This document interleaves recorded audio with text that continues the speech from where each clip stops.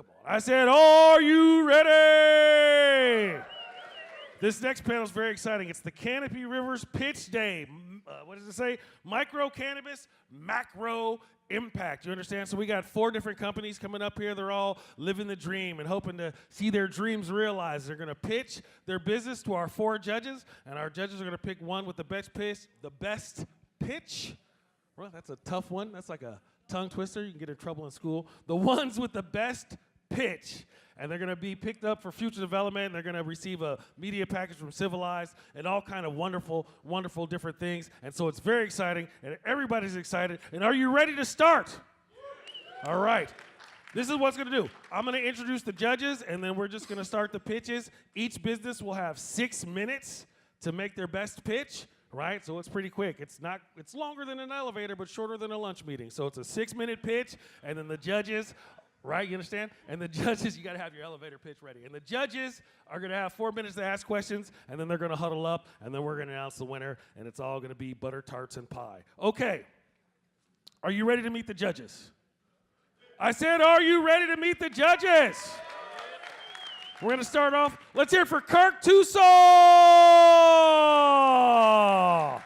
Hey.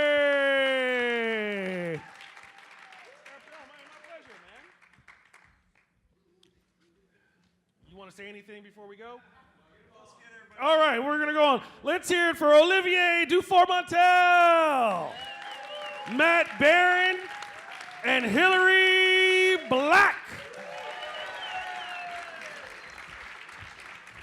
Sure. Hi. So, hi, I'm Olivier Dufour-Montel. I'm the one wearing the velvet jacket here. It's nice. Cozy. I've been working at Canopy Growth for 3 years and a half. A year ago, I was involved with the start of Canopy Rivers, and I've joined Canopy Rivers as COO a month ago. Very excited to be here. Hello, you beautiful people. My name is Hillary Black. I started the first medical cannabis organization in the country 22 years ago. And thank you. And I now work with Canopy Growth as the Director of Patient Education and Advocacy. And it's an exciting time. We've come a long ways in this movement and industry since it was a girl with a pager and a backpack and a bicycle. So this is exciting times, and I'm really pleased to be helping these awesome folks get their companies up and off the ground. Hi, thanks to ICBC for the invitation. Thanks to Canopy Rivers for the invitation as well. My name is Kirk Tusaw. I'm a lawyer that's represented dispensaries and medical patients and producers in Canada for many years. And it's actually quite an honor to be on stage with Hillary, who is one of my cannabis idols here in Canada for her incredibly inspirational activism. And, you know, in the spirit of transitions, I'm going to be doing a little bit of consulting with Canopy Growth Corporation as well and trying to help them bridge the gaps that exist between the BC industry and big business, so to speak. So it's an honor to be on this panel with her. Hi, everybody. My name is Matt Barron. I've been growing weed for 23 years. I've been growing also for the Compassion Clubs of Canada for the last 17 years. Fought the government and BC Supreme Court challenge with my good friend Kirk Tusaw that we won that constitutional challenge. Speaking of transitions, I too am going to be taking on a role of a consultant with Canopy. So I look forward to the future of legalization that's going to happen on October 17th. And it's going to be a good time. Those are the 4 judges. Are the judges ready? We're ready. Is the crowd ready? We're going to bring up the first contestants right here. All right, here we go. Mike Matthews from Bella Vista Farms. The Matthews Farm is a 5th-generation family farm located 2 hours east of Toronto.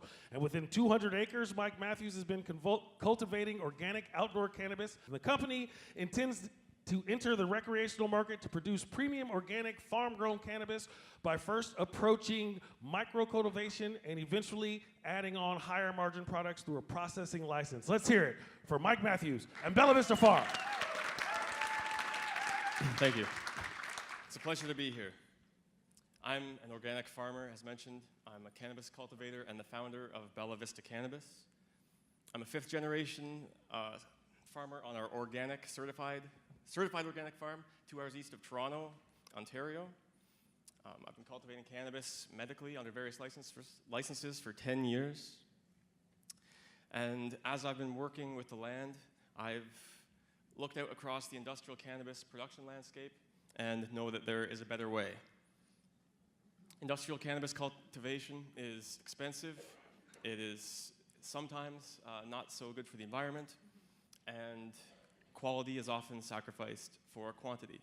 At Bella Vista, we know that in terms of work and input for plant life, nature has been doing a pretty good job for countless millennia.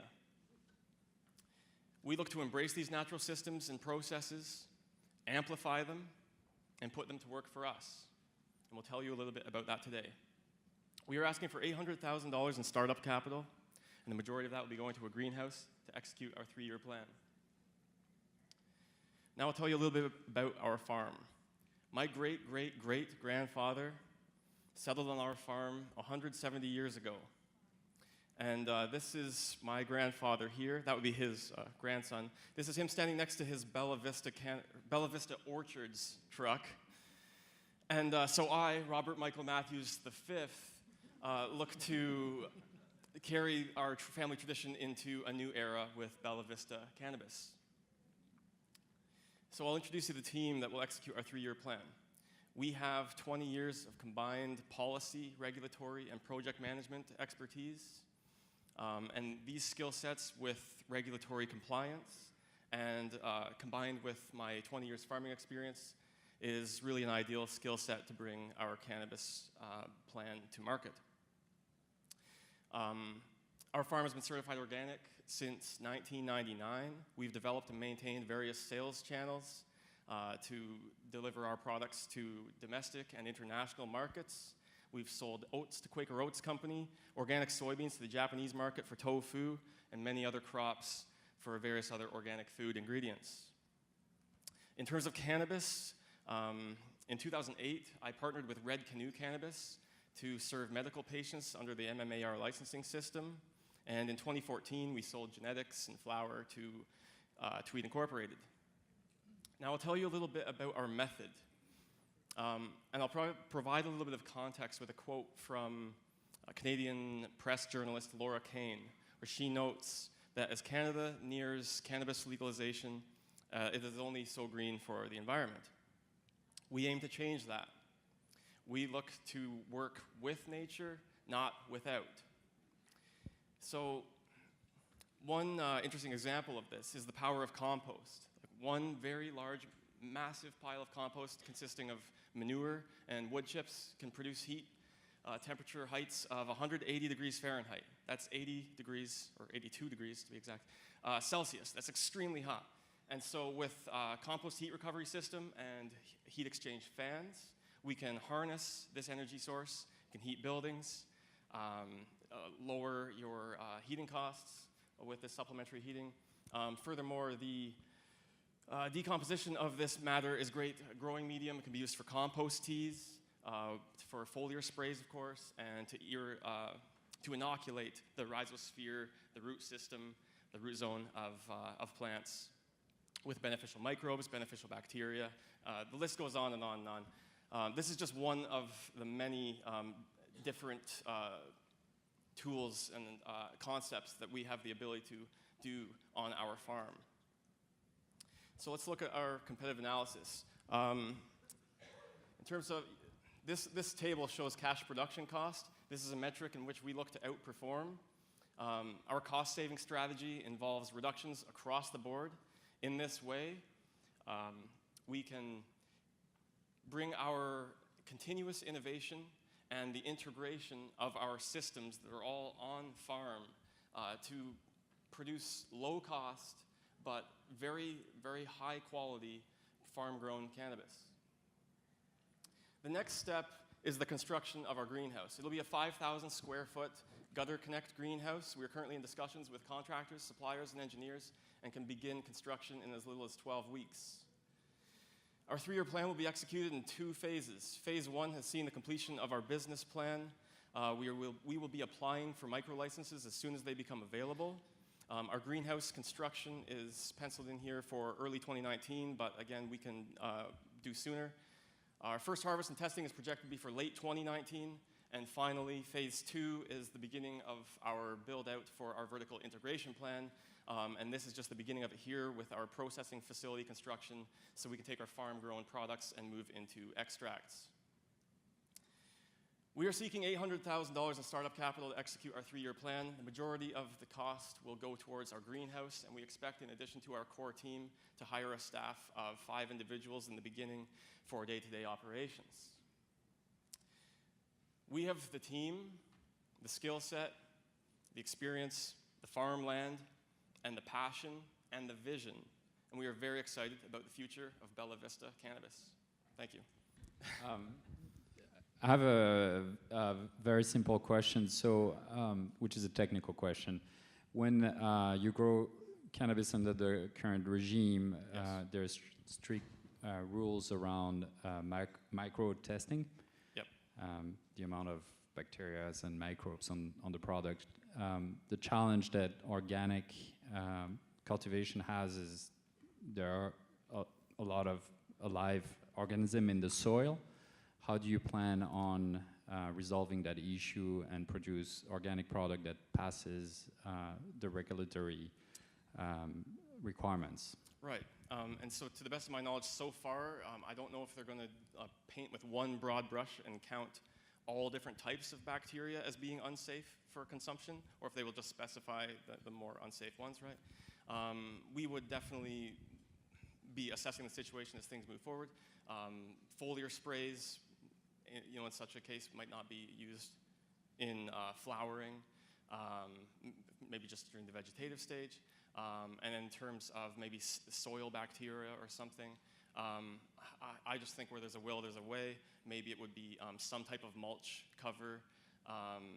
The beneficials are completely safe. We've got bacteria all over our skin and so on. So yes, it does really matter what the regulations are going to be with that in terms of the bacterial count and what they will be identifying as safe or unsafe. But yeah, we have our eyes on that. Thank you, and great pitch, and thank you for coming all the way to Ontario to be here today. It's fantastic. My question for you is, I'm wondering if you can tell us about one of the patients that you worked with early on in your cannabis cultivation that has inspired you to go down the path of being a medicine maker. Yeah, really quite early on. As I mentioned, like when I partnered with Red Canoe Cannabis in 2008, I saw a lot of different cases of different patients with different needs. One in particular had Crohn's, and medical cannabis was a game changer for her. It was a life changer. We even had her come out to our gardens to work, and that was very much therapeutic in and of itself. She'd also require quite a lot of cannabis as well. So that was kind of a success story in the medical realm. Yeah. Thanks for taking the opportunity to tell us about your passion. I really appreciate that. It obviously does come through. I have sort of 2 questions. I have a curiosity question, and I have like a Dragon's Den, Kevin O'Leary type question. I don't think we have time for the other. So the clock's ticking, so I'll ask you the curiosity one first, and if the mic swings back, I'll ask you the tougher one. You've got 10 years of experience cultivating organic outdoor cannabis. Yeah. The federal government is contemplating licensing organic for legal growth and distribution. Why the switch to greenhouse? What motivated that decision? To be completely honest, I was flip-flopping on this for months upon months about trying to decide if I should be greenhouse or to do outdoor for extracts or oils and so on, right? Ultimately, I kind of like to do both. I love cannabis. Hopefully have a huge passion for it. And yeah, I would love to do greenhouse for the higher quality and specialty craft stuff. And then yeah, maybe outdoor for, of course, extracts, as I say. Having grown organic outdoors, obviously you've sort of swayed away from growing longer flowering sativas. Not really. Outdoors? Yeah, you'd be surprised. Like I can get crops. I guess they took my pictures down. I was gonna have some big friggin' plants on the screen. Yeah, I'll tell them right now. But anyways, We're going to add 1 more minute to the questioning round, so everybody will Okay, get cool. 5 minutes instead of 4 minutes. There we go. yeah. If you could bring my Thank presentation Alex. back up, that would be cool. If that could happen again. You're still running out of time. So if you could explain getting into sativas outdoors and I hear a lot of that, but I've had great success growing sativas outdoors. The flower, in many cases, might not be quite as dense as it could be, given our temperate region, right? But yeah, I've had great THC. Some of my favorite products, I'm all about THC myself for my own consumption. So yeah, I've had sativas growing out into November. Frost can become an issue, but it takes like -7 or something to really get into doing some damage. So, yeah.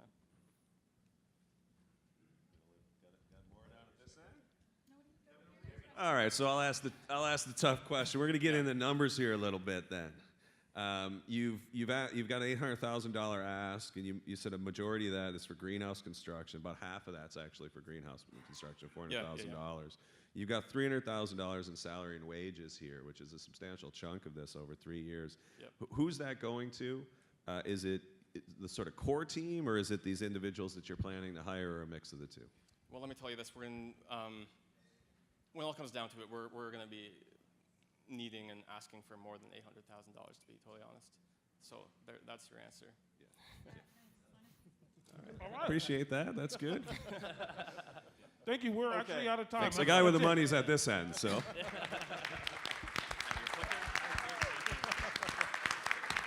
All right.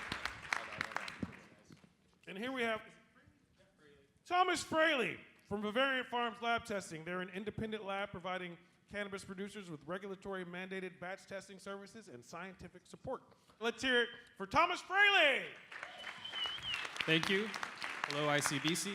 As mentioned, my name is Thomas Fraley. I'm the president and founder of Vivariant Laboratories, and I'm here to talk to you today about why an investment in cannabis testing is not only a good financial opportunity, but critical for the success of our industry as a whole. Health Canada mandates lab testing of each batch of cannabis or cannabis product before it's released for sales to consumers. There's been a lot of attention and investment in the industry in scaling up production capabilities, but very little focus paid attention to the capacity in the testing market to test these products that are being produced.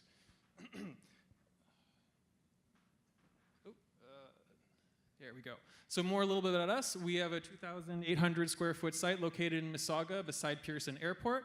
We filed for an LD application in May of 2018. We raised just north of $1 million in our early financing activities. We have an anticipated go-live date of our testing services in fall of 2018. We are seeking $500,000 of additional financing from Canopy Rivers for capital equipment upgrades. We will spend this money very fast, likely within the first year, likely within the first 6 months. As mentioned, our team brings together 40+ years of testing and life sciences industry experience. Prior to beginning this venture, I was working with Sigma Aldrich Corporation down in the United States in contract manufacturing partnerships for diagnostic tests. I have some experience with plant analytical chemistry through the National Research Council of Canada in Saskatchewan, and I have some experience with plant tissue culture and molecular biology as well too. Our quality manager's name is Dallas Takeuchi. Not only is he an accomplished analytical chemist, but he has 24 years of testing lab auditing experience. It is very nice to have a quality manager who is an ISO auditor as well too. Angelica Gordon is our lead analytical chemist. Prior to joining us, her and her colleagues set up and ran a pesticide testing laboratory in Colombia, where they screened all types of produce from across South America for over 200 different types of pesticides. Our operations and administration manager, Paul Kellendonk, joins us from Estee Lauder MAC Cosmetics, where previously he was in charge of consumer event strategy and execution. We currently have an open position for our lead microbiologist. If there are any talented microbiologists in the audience, please come chat with me afterwards. Here are the tests that are required by Health Canada currently on each batch of dried cannabis or oil product released to the market. The regs for concentrates and food products are still TBD, but we imagine they will mirror this somewhat. With the exception of the foreign matter test and dry weight test, which are fairly easy, conducting the remainder of these tests requires a fairly advanced chemistry lab and a fairly advanced microbiology lab. The same equipment and processes that we invest in to bring these testings online can also be used to provide our customers with more custom, bespoke testing services to help support them with their process and product development. This is what we see the cannabis market looking like under the Cannabis Act here. We created kind of a heat map, with red being the area of hottest business opportunity for us. This is the cultivators, the micro-cultivators, the processors, and the microprocessors, because this is where Health Canada has requirements on mandatory laboratory batch testing for each batch of product. We see secondary business opportunities in other areas of the ecosystem as well too. For example, you could be a nursery trying to breed a strain of cannabis that's high in CBG. We could support your breeding program with our testing services. You could be a hemp cultivator looking to determine how much CBD is in your hemp crop that you've harvested this year before you sell it on to a processor. In addition, as good manufacturing practices, or GMP, becomes more entrenched in the Canadian cannabis industry, one requirement for our customers will be process validation in order to get their GMP accreditation. Process validation requires an element of testing to prove your validation is on track as well too, so we'll be able to support our customers with achieving GMP accreditation as well too. There are already a handful of labs out there that service the existing licensed producers, and I'm not here to say today that anyone is doing any subpar sciences or any faulty testing. In fact, the major challenge in the industry today is capacity issues. We hear stories of turnaround times in excess of 4 weeks at some sites, and some labs actually advising quality managers at LPs today that they should start looking for a second source lab testing provider because they are anticipating capacity issues as the Cannabis Act passes. We face some competition from our customers. Well-funded LPs are able to open their own internal laboratories to conduct some of the testing. The exception is the pesticide testing, which under the Cannabis Act will always have to be mandatory third-party with a laboratory like us. As micro-cultivators and microprocessors enter the market, it's very unlikely that these customers will invest in opening their own internal laboratories because the economics won't make sense for the scale of their operations.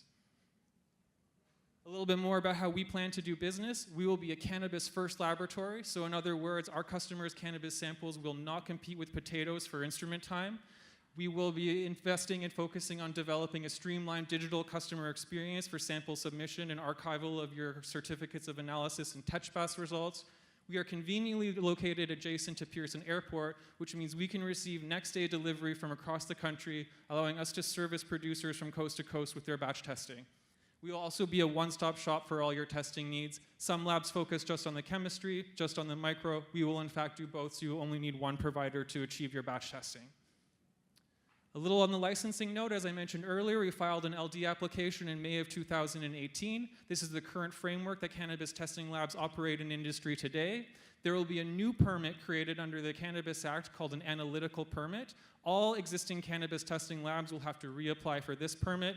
The go-live date of this permit is currently unknown. We're a little short on time, so for our go-to-market plan, the main takeaway is that we intend on beginning our commercial operations at the end of Q3, beginning of Q4 of this year. Here are some of our sales forecasts and potential revenue that you're looking at. So at year 5, we would like to get between 500 and 600 samples per month of both the full batch testing, where a customer is coming to us for a full panel of tests, and an equal volume of the standalone pesticide test, where a customer has their own lab and is coming to us for just a pesticide test. This volume, by all means, does exist in the market today. If you look at some of the advertised production capacities of the larger producers, thousands of kilograms per month, and divide that by a batch size of 50 to 100 kilograms, you're seeing a possible opportunity. We got to cut you off. Okay, sure, no worries. Thanks for the presentation. Appreciate it. I'll let you sort of springboard into where you were going to go. Talk to us about your sales forecasts. I noticed you're projecting a pretty huge jump in year-over-year growth from year 1, 2018, to year 2, 2019. Why do you think you're going to see sort of it looks like about a 20-fold increase in revenues from year 1 to year 2? So certainly as more customers come into market, there will be more opportunity. We will also be building out our sales team as well as our technicians and operating team in the laboratory to process that additional capacity as well too. But in our plans at the moment, we have plans for a sales force that will be driving that growth. That was a great presentation. Thank you for packing a lot of information in there. We're a few years in the future, and you have experienced this exponential growth, and you have juicy profit margins. What would your company do to give back? What would your dream be around a social responsibility venture of some kind? With the science sector in general, particularly with the chemistry aspect, there are lots of opportunities to green the activities in that space a lot more. For example, we can examine switching one chemical with another. For example, we will consume a lot of helium in our operations for our gas phase analysis. This is a very unsustainable resource that's harvested from the earth in mining, and once it's used, it's gone. You can actually validate the use of hydrogen instead for your gas phase analysis, but that takes time and effort to run the two in parallel to show that they're equivalent. So if I had all the unlimited time and resources that I could, I would love to invest more into greening our efforts, publishing those publicly as application notes so that other labs could use those as well too, because I don't see any benefit for us to keep that internally for our own operations.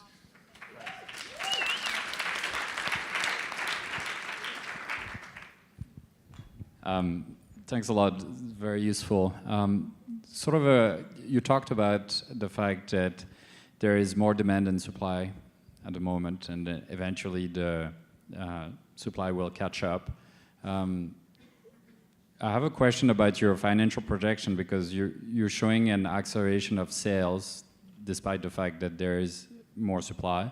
And then you're also showing, I think I just calculated quickly, an increase in your dollar per sales at the same time, which would imply that you're getting more money out of every test. So can you help us understand how is the commoditization going to impact your business, and how will you remain relevant when there is more supply than demand? So I apologize if the numbers presented anything to the contrary, but in our calculations, we didn't account for any kind of making more on each test as we go. But to answer your question with regards to the commoditization, in the short term, we will benefit from the lack of capacity, which will give us an advantage. But longer term, that's not sustainable. What's really going to take over is going to be the more custom type testing services that we provide to our customers to help them improve their processes and make better products that will allow us to guard and also keep growing the base core routine testing, despite the fact that that's becoming a little bit more commoditized as well too.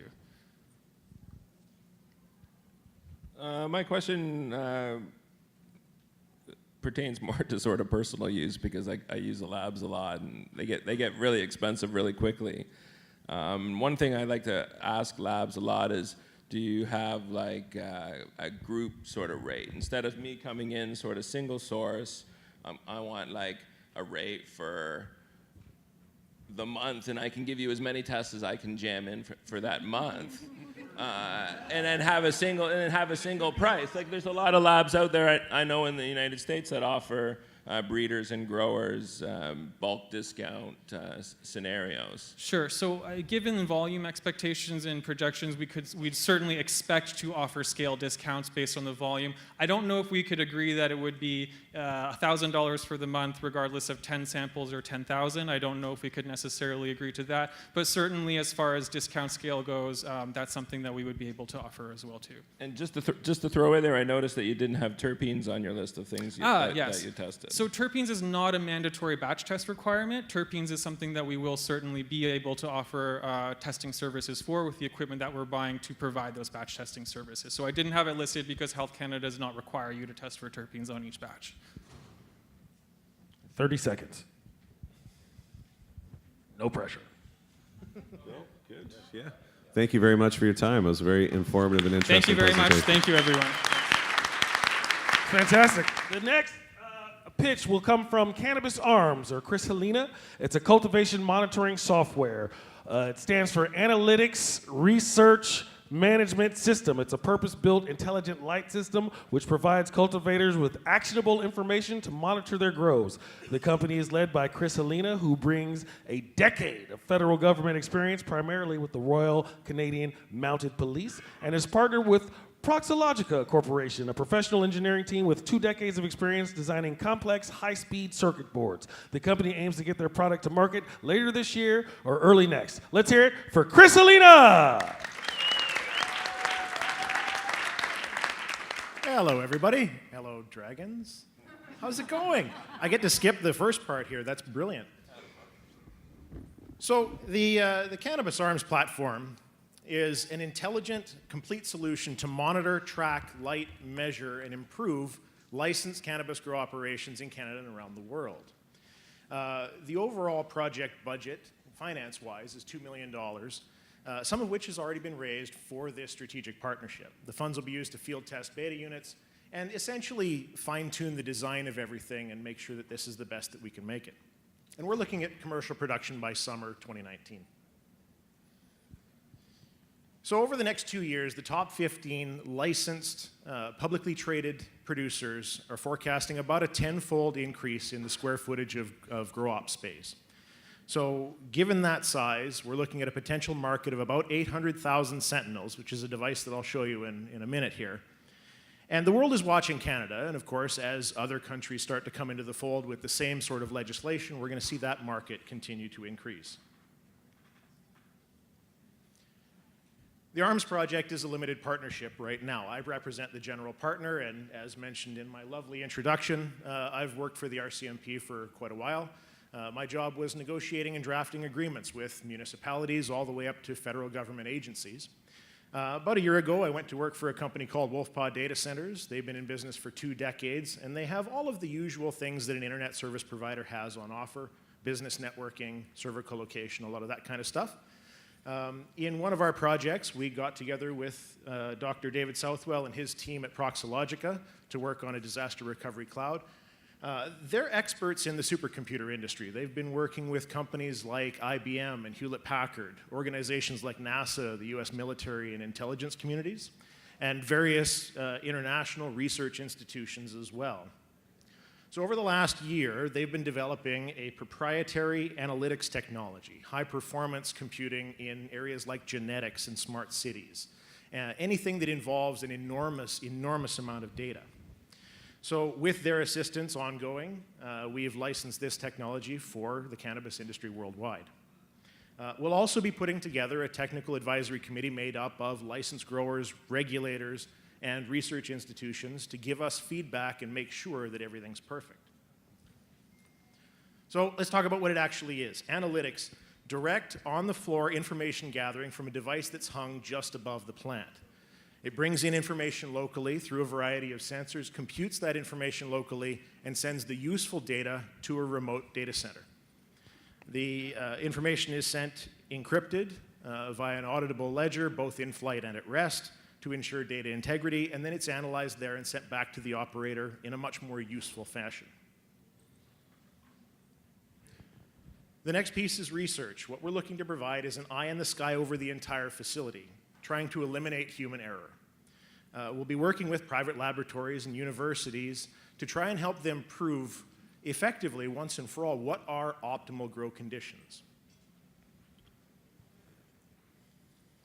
The next thing is management. Every facility could have hundreds or even thousands of these devices over their plants.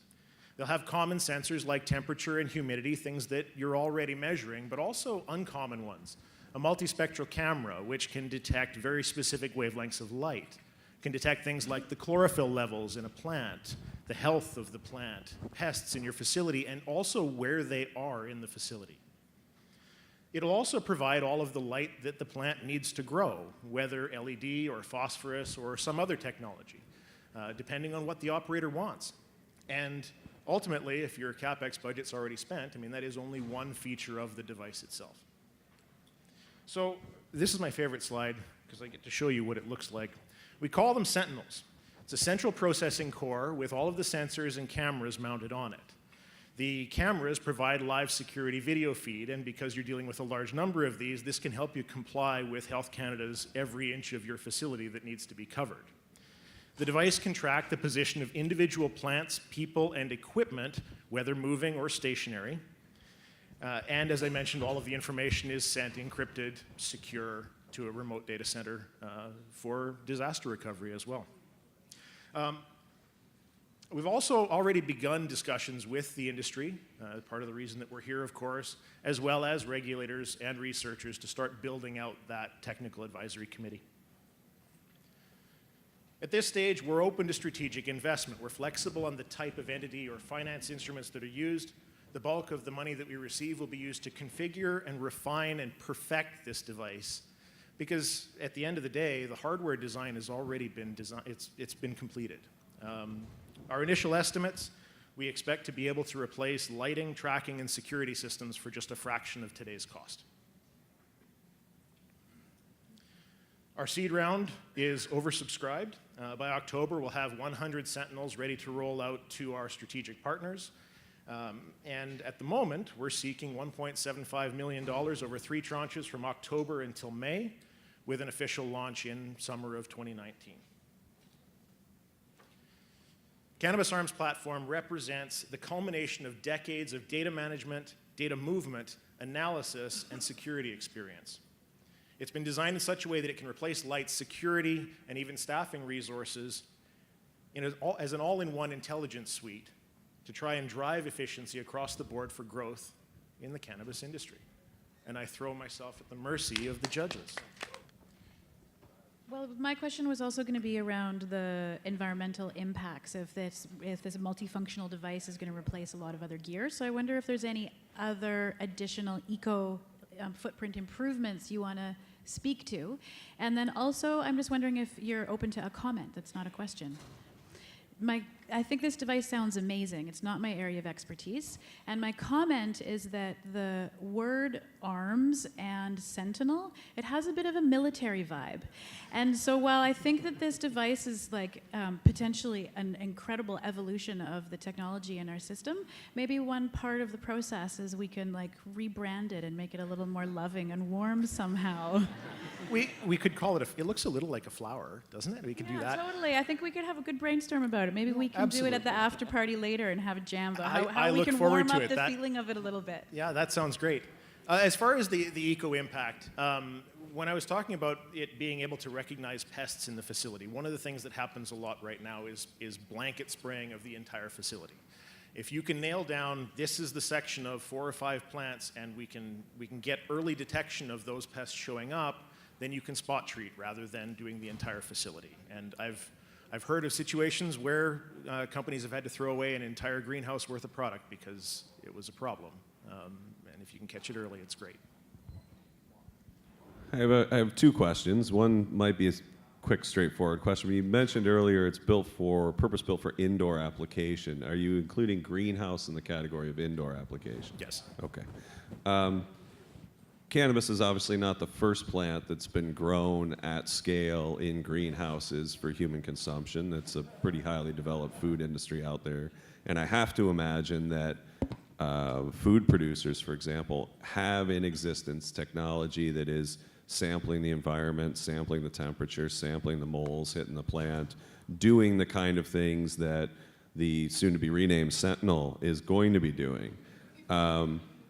How are you going to penetrate what I think is probably a very well-developed market for greenhouse plant reporting technology? In our research, it's not nearly as well developed as one would think. And our suspicion is because the crop is very low value on an individual plant basis. LED is something that is taking off, but hasn't really replaced everything, which is evidenced by a lot of the greenhouses in cannabis still using the old high-pressure sodium. So we haven't been able to find anything that really consolidates all of these pieces into a single focal point. Priva comes to mind for me. It's a greenhouse monitoring system that. Anyways, I'm going to rifle off a few questions. How big is this? 4 foot by 4 foot area. So does it like sticks to the roof? That's what those sort of arms do? Yep. Those arms are removable. So in this particular design, they're LED, so they can be removed to change out different kinds of lights or things along those lines. What's the square footage coverage of each unit? Like how many would you need for? 4 foot by 4 foot for each right now. So for every 4 foot by 4 foot, you would need another one. Yep. Now, at the moment, as I say, the physical design is something that we're looking for feedback on, right? Because so we'll work with. If you sort of get into one of Canopy's greenhouses, it's 1 million square feet. Yep. What's the cost of one of these units? I don't have an exact cost, but we're well under $1,000 manufactured. Have you built one? Do you have a prototype? We have prototypes that we've constructed or prototype design, but one that looks like this at this particular design, not yet. You don't have yet. So that's October. We'll have 100 of them built. Okay. Thank you for the Kevin O'Leary roll. Appreciate that. Drill them hard. Got to have the dragons in there. We got 11 seconds, 12 seconds. No, that's over. That's over. We're in trouble now. So tell me a little bit more then about how it can detect bugs on a plant. Like, Can you do it in say like spider 20 mites, seconds? Spider mites. 20 seconds. Okay, so pine beetles in BC, they use a $200,000 camera on a plane and they fly it over the forest. When you're only a few feet away from the plant, you don't need a $200,000 camera. So essentially it does the same kind of thing where you're looking for a particular light signature, but because you're so much closer, you can do it with a much less expensive product. So it's like an infrared or something? You'd have to talk to the engineer about that. Sure, okay. All right, let's hear it.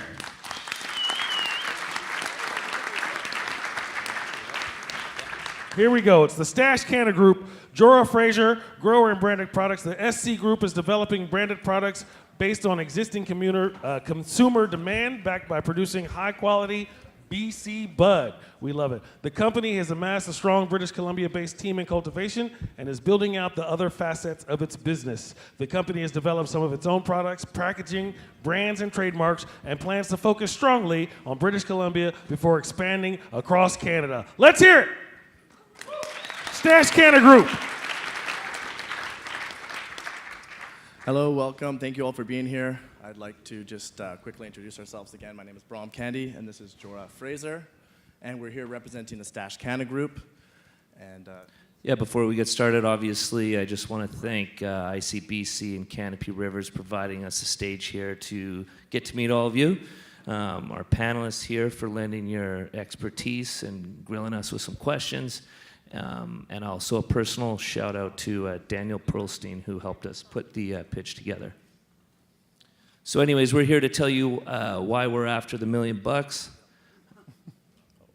No comment. So the Stash Canna Group, we're really committed to sharing the love and passion that a lot of our BC network of cannabis professionals have been involved with and creating excellence for a long time. We're really based on authentic communication and really being fully engaged with where the market's at and what's happening. And so a little bit more about the SC Group. We are a group of over 30 individuals that come from the cannabis space as well from other industries.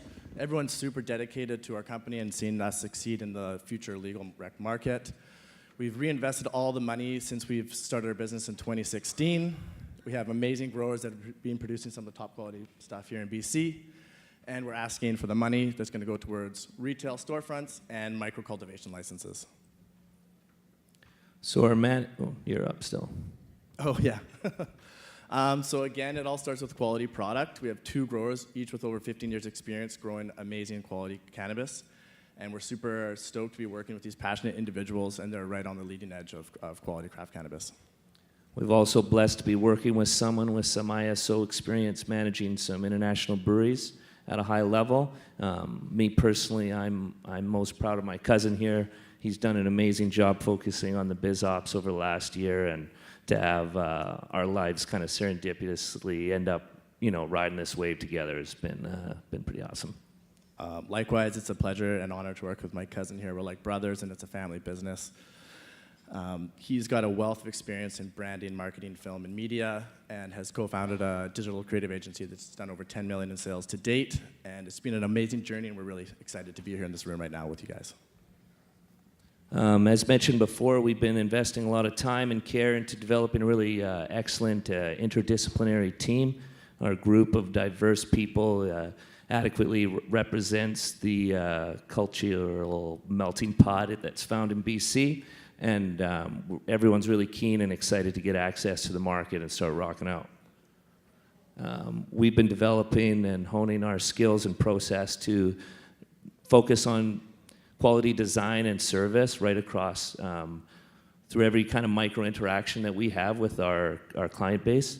And again, just really focusing on the love and care and respecting people and helping them come together and have a good time or deal with a difficult time and on the medical front.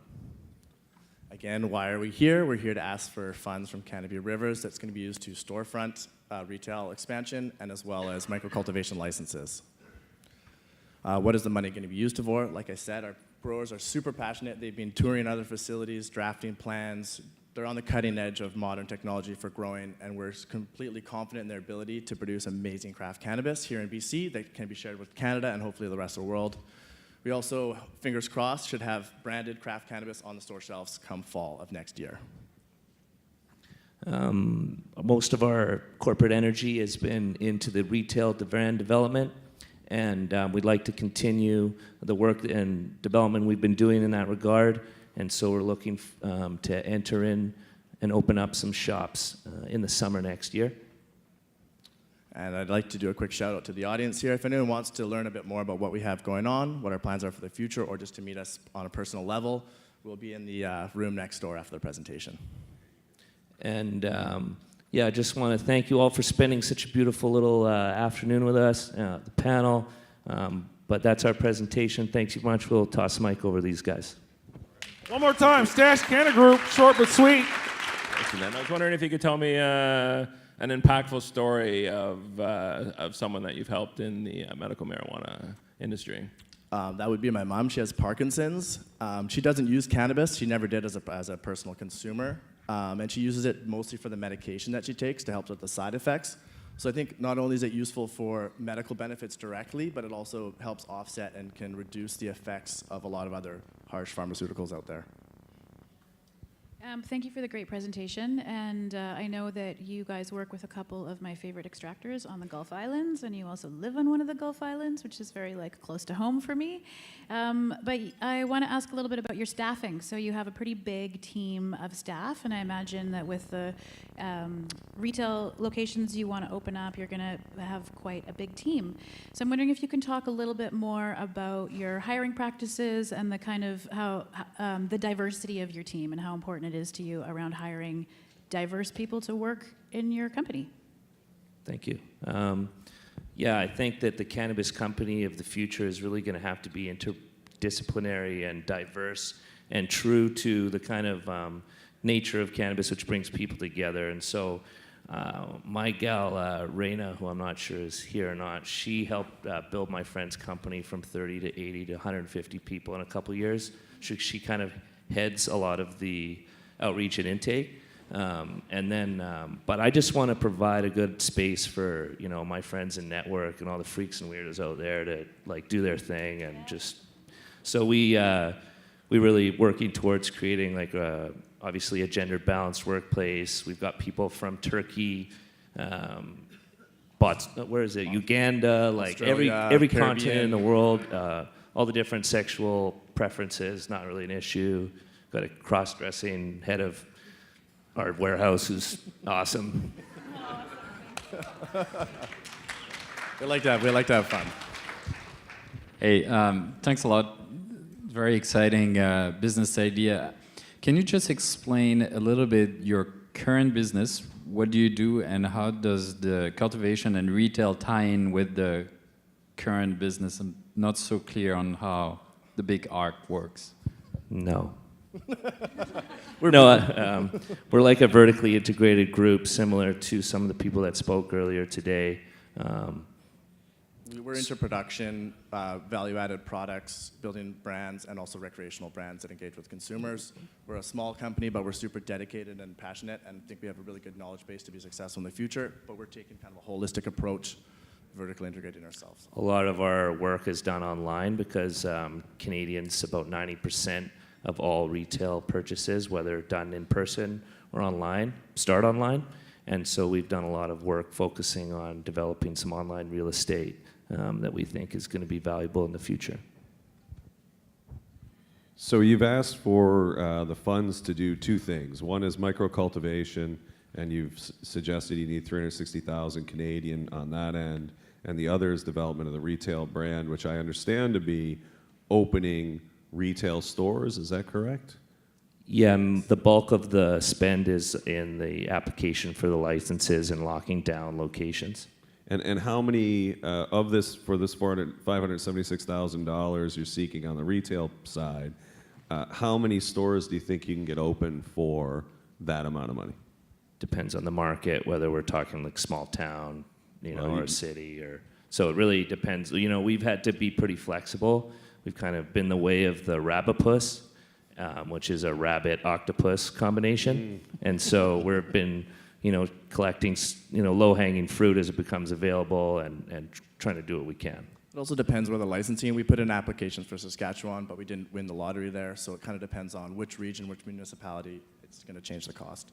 I mean, you're actively engaged in seeking retail spaces and making the applications where available Yes, and going after. definitely. Yeah, we have all the SOPs and everything done. So Great. I just have a comment that I want to congratulate you on your courage for making this pitch, because this is a part of us coming out of the dark and into the light, and you guys are literally in transition, and this is kind of a really brave, awesome thing to do, to get up on the stage and talk about your pre-existing business, and having the courage that we're going to help you hopefully find a way into the fully licensed legal industry. So congratulations on your courage, and thank you for being here. Thank you. Let's hear it. That's the time. Thank One you. more time, Cannabis Group. Let's hear it for all the competitors. Let's hear it for the judges. And now, the judges are going to huddle up and discuss everyone's flaws and shortcomings and strengths and abilities, and they're going to determine a winner. So play some music, and we'll be ready